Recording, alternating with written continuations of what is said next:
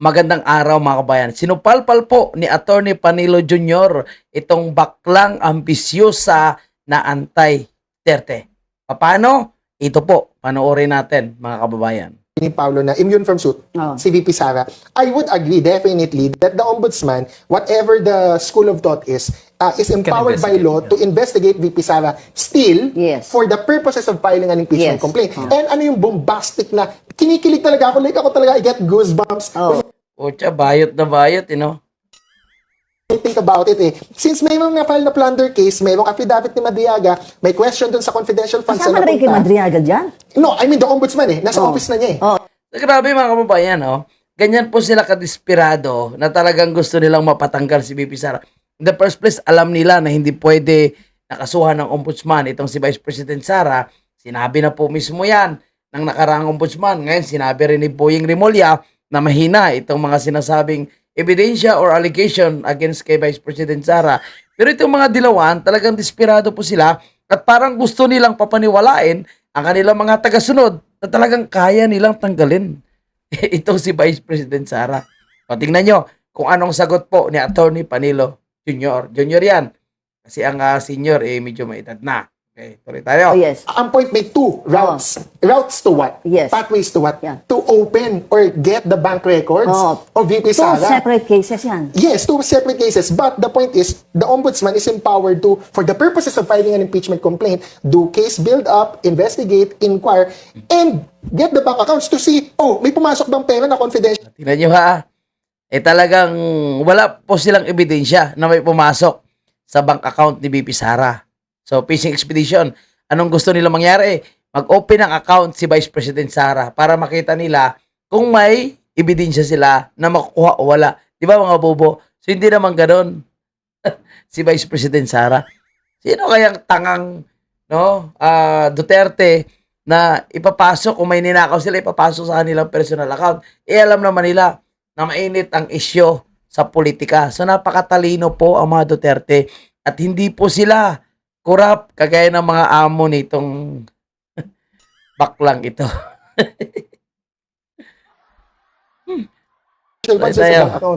Alam mo, sorry to let you down, Attorney Jess, pero hindi yun mangyayari. Kasi sinagot na yan ng Supreme Court na ang ombudsman, wala siyang kapangyarihan na mag-inquire into bank accounts kung wala pang na-file na kaso in court. So, palpal. So, hindi pwedeng mamilit ang ombudsman na magbukas ng bank account habang wala pang kaso na nakapile sa Supreme Court. Diba? So, nagbukang tanga yung baklitang ito sa sinabi ni Attorney Panilo. I think that's the Marquez versus Desierto case. So, yung kinakikiligan mo. Kinakikiligan. Sorry, hindi mangyayari yan. Pahiya po yung bakla na ito mga kababayan po natin. Tingnan nyo, mga bisyosa kayong bakla kayo. Anyway, mga kababayan po natin, puntahan naman po natin itong panibagong banat po ni Attorney Rowena Guanzon kay Bongbong Marcos na sinawag ni Attorney Rowena Guanzon na talagang sinungaling itong si Bongbong Marcos at takot pa rin sa hair follicle hanggang ngayon. At pati po si Amy Marcos, di ba, sinabi niya na hindi niya kilala. Okay, panoorin natin itong bagong expose ni Attorney Rowena Guanzon. Itong si BBM, kung tawagin ay Denial King. Denial King po siya. For a while now, we've been very worried about my sister. And the reason that is because the lady that you see talking on TV is not my sister. Di ba? Na, kapatid niya na si Senator Amy Marcos ang nagsabi na siya ay addicted sa cocaine. Gaslighting pa rin siya. Hindi siya yan. Hindi siya yan. So, that's why we worry. So, we are very worried about them. Paano ang gagawin natin sa situation ng Pilipinas ngayon? Para maniwala talaga yung tao na hindi ka drug user, pwede ka namang magpa-drug test We cannot keep on going like this. A simple solution is for Bongbong Marcos to have a hair follicle test. Ang problema, sa lahat na kanyang kinakatakutan, yun po yung hair follicle. Ayaw niya talaga. Kasi positibo. Sinabi na nga ni Claire Castro na si Bongbong Marcos ay positibo. Positibo daw po pala magtrabaho. At ngayon po, mga kababayan po natin, sinasabi niya na hindi daw po siya matutulog at gusto niyang tapusin ang budget at hindi pwede magkaroon ng reenactment or reenacted budget. So kung reenacted budget, reenacted budget, so ibig sabihin kung ano yung budget ng 2025, yun ang pagsundan. So alam mo, hindi pwede para sa akin eh. Bakit? Yun po is the most corrupt budget in the history of the Philippines, yung 2025, tapos reenacted. Eh di lahat na insertion pasok. Kasi walang gagawin eh. Kopyahin na kung anong budget noong 2025.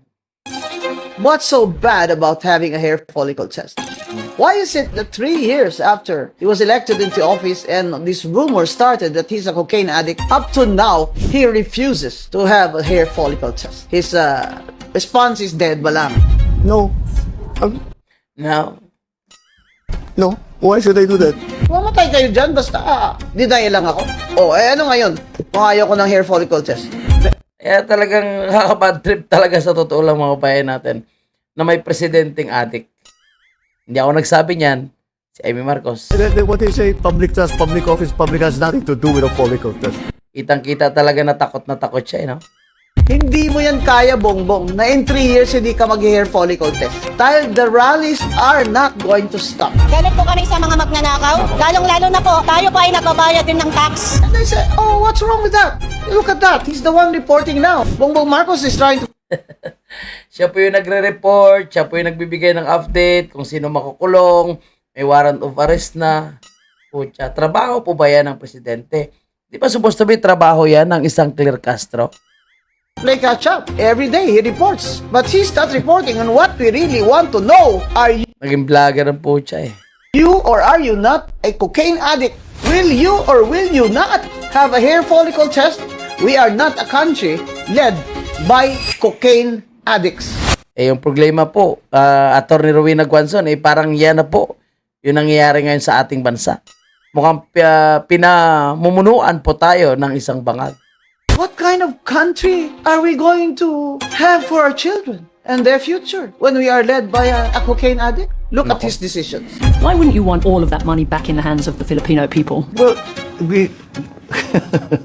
Well, May I just ask you why that's funny? where that? Why that's funny? I'm asking you a question about plundering of large sums of money. Ablahin mo na lang kami, BBM. Tablahan ba? Magpa-hair follicle test ka na lang para sabihin ng mga oposisyon, hindi naman pala siya addict. Lang pa. Wala, hindi po mangyari yan dahil alam naman natin na kapag magpa-hair follicle yan, positive yan. Eh, yung iwi niya po, non-stop na.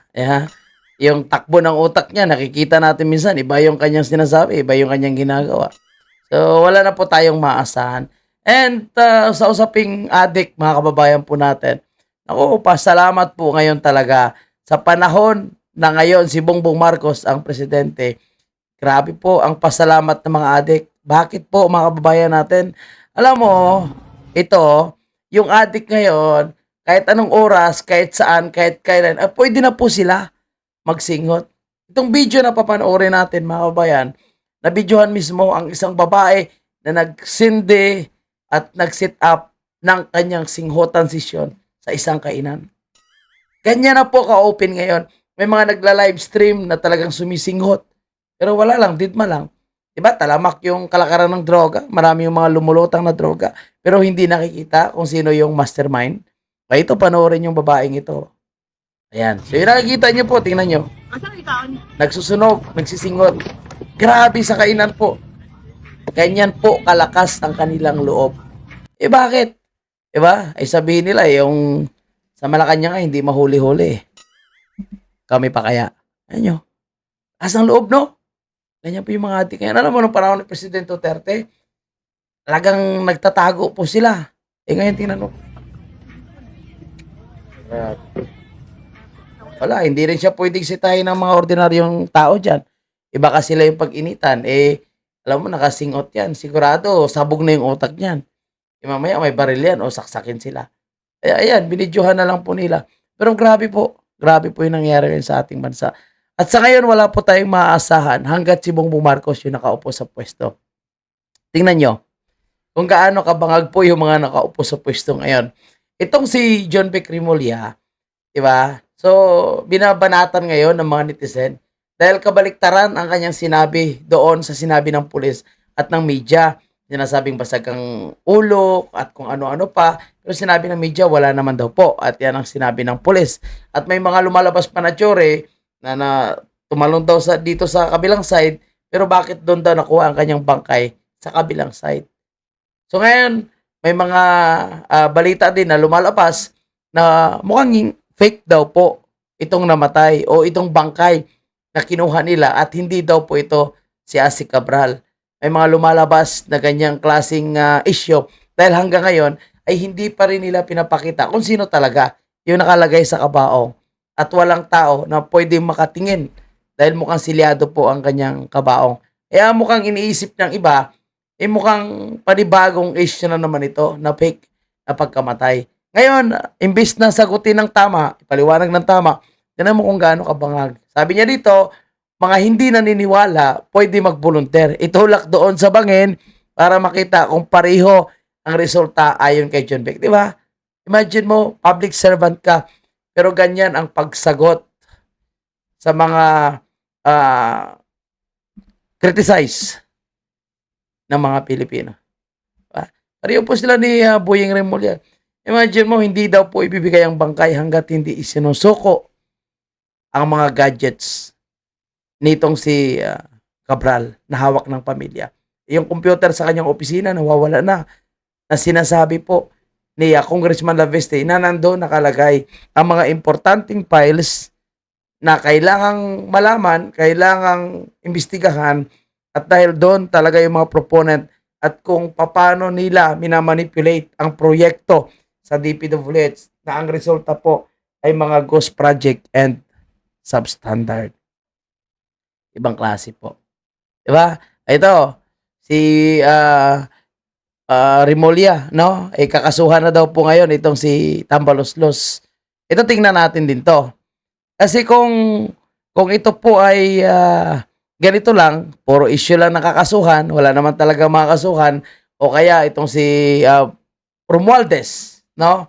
Ay hindi naman makukulong, kagaya na sinasabi ni Bongbong Marcos, na makukulong daw po ang mga malalaking isda before Christmas o malapit na po yung Christmas, wala pang nakukulong na Martin Romualdez, wala pang nakukulong na Sandro Marcos, sinong malalaking isda na kanilang nilalaglag? Yung ilang mga senators, yung mga diskaya.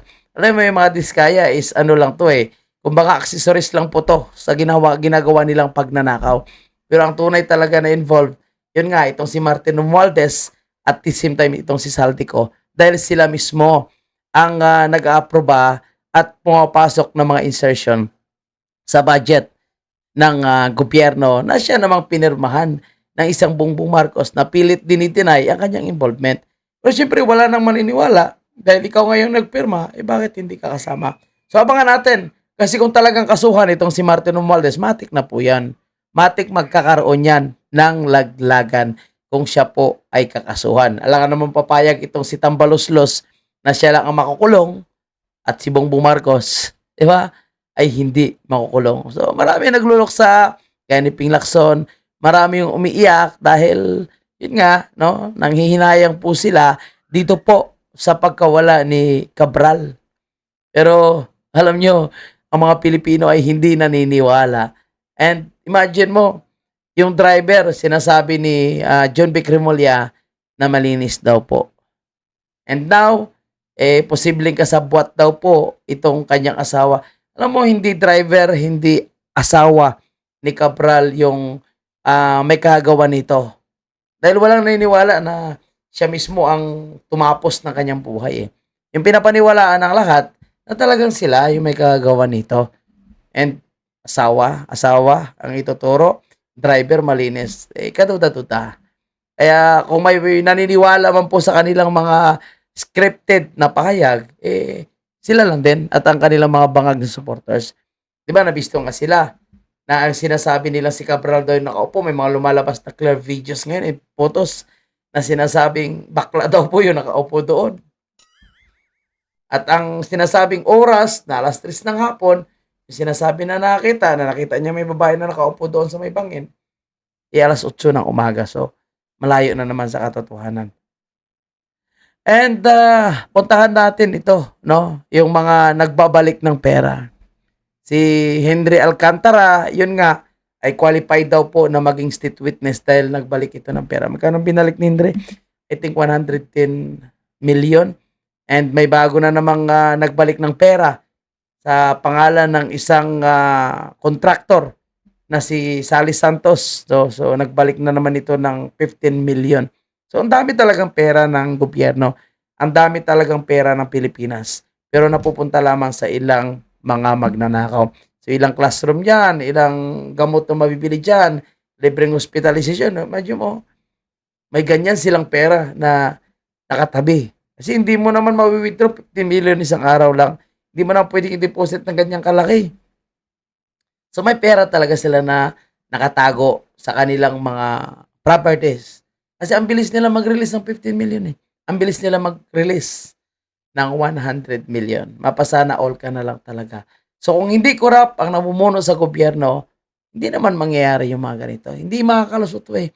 Kasi nung panahon ni President Duterte, actually, sinusubukan din nila magpalusot ng mga ganitong kalaking budget. Pero hindi nila kayang mapalusot dahil napaka-stricto nga.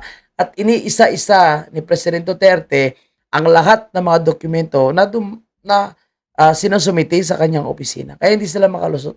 Actually, sinubukan nila nung panahon ni President Duterte. Pero hindi po sila umobra. Kaya gano'n na lang po sila katakot. Gano'n po kadesperado. Pati itong mga pinklawan na mapatanggal itong si Vice President Sara. Hindi effective yung kanilang impeachment o magre-refile daw po sila by February. And then, kinasuhan nila si VP Sara sa ombudsman. Gamit din ng mainstream media, gamit ang kanilang mga bayarang social media influencers, pinapakalat nila na si VP Sara ang naglustay ng pera. Pero sinabi ng COA na mayroong unmodified report ang Office of the Vice President. Ibig sabihin, wala pong nilustay kahit 5 duling at tama po yung paggastos. Pero itong mga involved sa corruption, sa flood control, hindi binabanatan nitong sila si Magno, itong si Hedy Mendoza, and of course, itong adik na pare. Anyway, dahan-dahan na po silang kinakarma. At syempre, nauna na nga po itong si Akop. At ang nakakatawa doon sa mensahe, itong si Bini Abante, doon sa kanyang Facebook page, o sa kanyang personal man niya na Facebook, may mensahe siya para kay dating congressman, na patay na Romeo Akop. Pinagkakantsawan sa doon at sinabihang, susunod ka na. Kaya itong si Abante ngayon, natatakot na nga po pumunta sa bangin. Natatakot na kumain ng matataba, kumain ng matatamis. Baka siya ang biglang atakihin. Kasi mukhang nagsisimula na po na susunduin sila ni Satanas. Kasi hindi naman totoong maka-Diyos at maka-Pilipino yung mga ito eh. Sa dami ng pinagnanakaw nila sa kaban ng bayan. Imagine mo, parang pinatay na rin nila yung mga Pilipino dahil sa dami nilang pinagnanakaw. Nawala ng hanap buhay, nawala ng mahal sa buhay, di ba? Nawala ng mga ari-arian, nawala ng trabaho dahil sa dulot ng mga matitinding baha at pagnanakaw nila sa gobyerno. Nagagawa nila yan eh, noong panahon ni Bongbong Marcos. Kasi nung panahon ni Tatay Digong, hindi po sila makakalusot. Kaya ngayon, pilit talaga nila na mapigilan ang pag-upo bilang presidente ng ating ngayon, kasalukuyang Vice President Inday Sara Duterte. Ganon po sila katakot. Kasi siguro, masasabi ko dito, 90% siguro ng mga politiko, lalo na sa Kongreso, ay involved sa corruption. Diba? Kahit si Congressman Laviste, nanay niya mismo, mga kababayan natin, nilaglag niya. At sinasabi niya, lahat ng mga senador, lahat ng mga congressman ay may insertion. At tinanay niya, sinabi niya, nanay ko may insertion yan. Actually, walang masama sa insertion. Kung ako lang walang masama sa insertion kung ginamit ng tama sa specific na proyekto na kanilang gusto magkaroon ng pundo. Pero kung ang insertion, kagaya ng ginawa sa flood control, ay napunta sa ilang kamay at sa mga magnanakaw, yun po yung hindi maganda. So ako naman, insertion, amendments, walang masama basta't ginamit ng tama. Yan po yung ano natin. Kahit gaano kalaki yung pundo mo, gaano kaliit, Walang issue dyan. Kung basta't ginamit mo ng tama yung pera na naka-allocate sa proyekto mo or yung in-insert mo. So, believe tayo dito kay Labiste kasi bakit kahit nanay niya, sinasabi niya nga na walang ligtas dito, lahat ay mayroong insertion. Okay lang kung kahit may insertion yung nanay niya, kung ginamit naman po sa tama. Ang problema, napunta sa Ghost Project, napunta sa substandard. So, yan po yung hindi nakakatuwa at talagang nakakagigil na po yung kanilang pagnanakaw. Kaya, kung tayo ay naniniwala at kung tayo po ay gusto natin mapanagot ang tunay na mga involved, lalo na po itong mga quadcom na ito, anyway, nabawasan na sila. Siguro, kahit hindi man sila siguro mapanagot or makulong, itong mga ito, okay na sa akin. Basta isa-isahin po sila sunduin ni Satanas. Alphabetical. Actually, kinakabahan na po itong quadcom na ito. Akala ni Dan Fernandez, ligtas ka na. Hoy, Dan Fernandez. Hindi ka ba ligtas? Kaya, kung gusto natin talaga tayong mga Pilipino, gusto na talaga natin mapakulong ang mga magnanakaw, kailangan mapaupo si Vice President Sara. Kung dilawan yan, o kalyado ni Bongbong Marcos, walang hustisya na mangyayari. Puro cover up and puro po paglilinis ng kanilang kalat ang gagawin nito. Can you imagine, Armed Forces of the Philippines mismo, may sinasabing ghost project na mga proyekto sa mga pinatayo po na mga opisina, building ng Armed Forces of the Philippines. Di ba? 15 billion. So, halos lahat. At pati yung Department of Health, meron din po. And now, magkano ba yung confidential fund ni Bongbong Marcos? 4.5 billion. Yan, hindi inimbestigahan. Pero doon sila nakatuto kay BP Sara na legal po yung paggamit ng mga aliases. Naku po, mga kabayan natin.